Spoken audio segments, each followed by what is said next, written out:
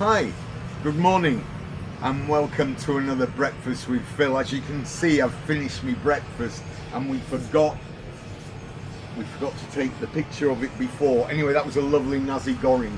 Today we're in Ubud and we're at the Wahyu, W-A-H-Y-U.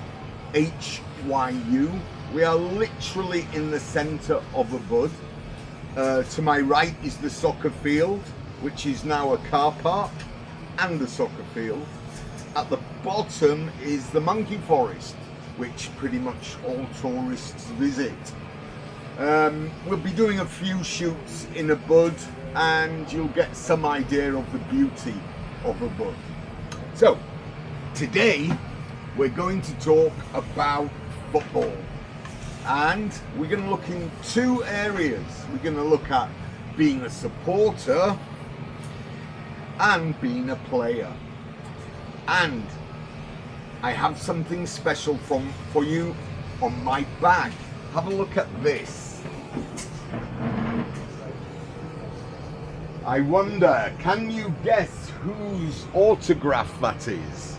Well, all will be revealed. So, we will begin with supporting. And I supported Bradford City from 1974. I used to go to Ilkley with my mother, and my uncle and aunt would visit every Saturday, and after a few weeks I asked if I could follow him to the football game. He was a Bradford City supporter and I became a lifelong supporter with him. We used to stand on the Spion Kop, or just the Kop, and it was the biggest open air Kop in the Football League at the time. Also at the time there were 4 divisions. There was no Premier, it was just Division 1, Division 4 and non-league. So, the first game I went to, I'll never forget, because we parked the car and we were walking down to Valley Parade. And it was like I was in a different country. There were people outside staring at us. I could never guess why, but I'd never seen anything like this coming from Harrogate. Moving on. So, Bradford would stay in the 4th and 3rd division for the next 4 or 5 years, but I'd see a lot. I'd see cup runs. We got to the quarter final, I think in 76. Southampton won it. We got to the quarter-finals, which was a huge achievement for a 4th division team. I'll never forget going to Norwich, and of course we won 2-1. This was an away game, and I still have the stub.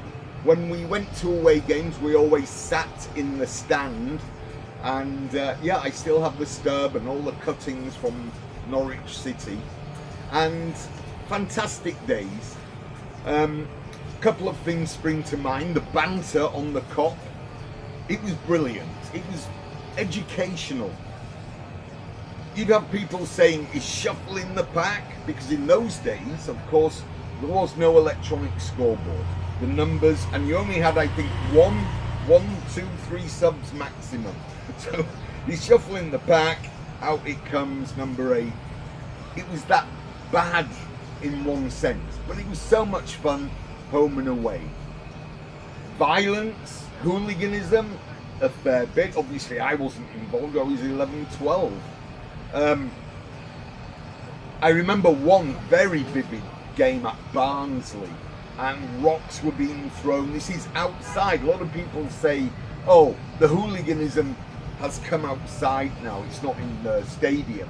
But even 30 years ago, the hooliganism was outside just as much as inside. Anyway, the rocks were going at Barnsley, and very close to us, a horse fell. Later it turned out it had been put down, and from that day, horses started using the blinkers at football matches. Little bit of trivia.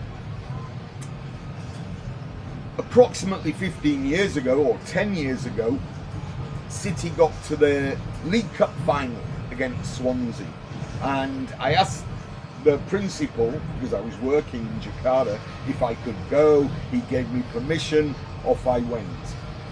In one sense, it was a bit of a disaster. We lost 5-0.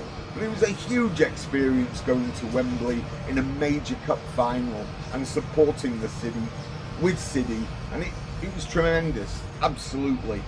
A lot of happy memories supporting City. Of course, tragedy befell us. I think I was 16, 17 at the time, and I was working that Saturday. Another bit of trivia.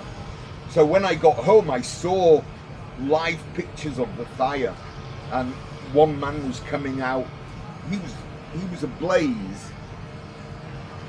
Apparently, after this, there was a 3 to 4 second gap between live footage and what you saw on TV, and a lot of it is due to the Bradford fire.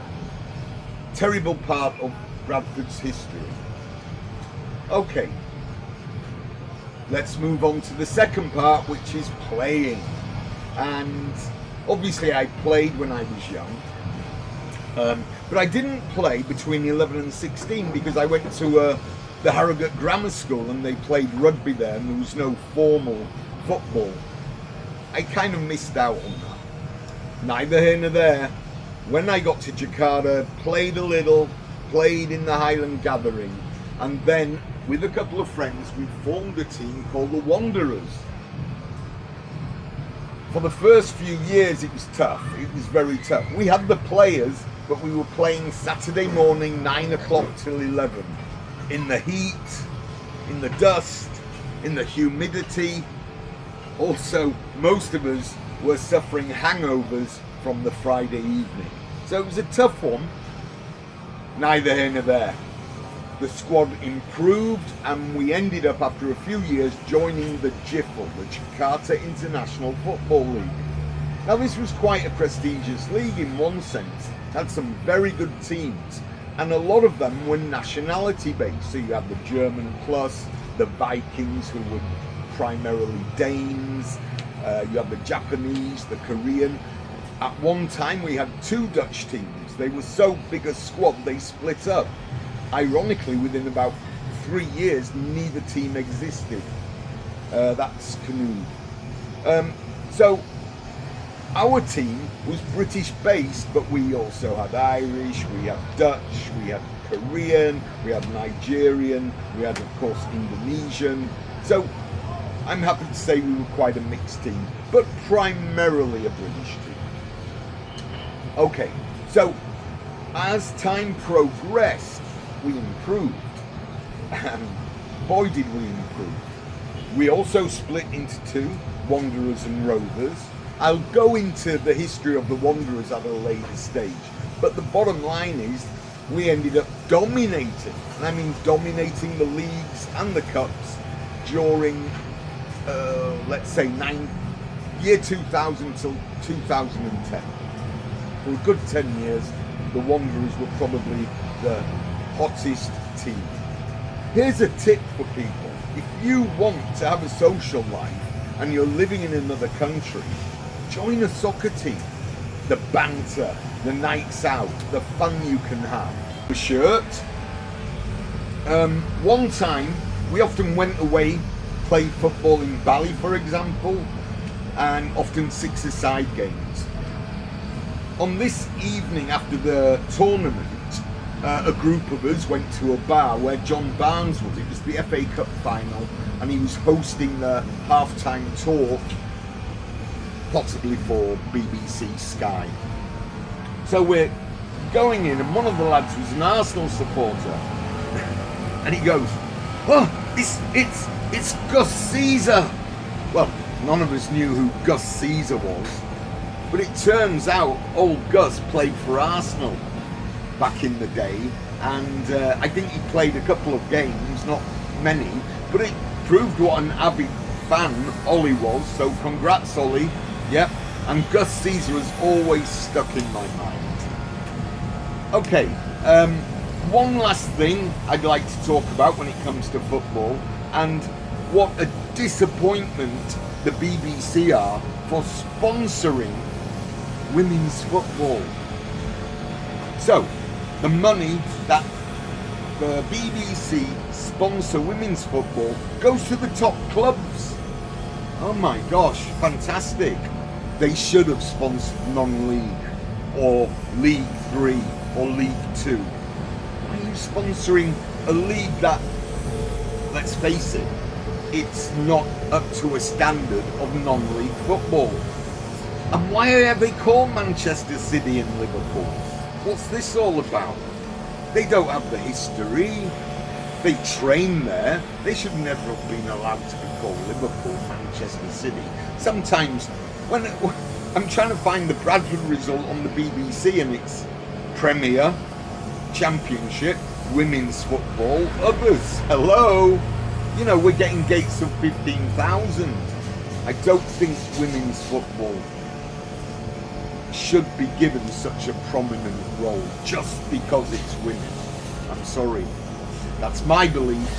And don't forget, ba ba, don't be a sheep.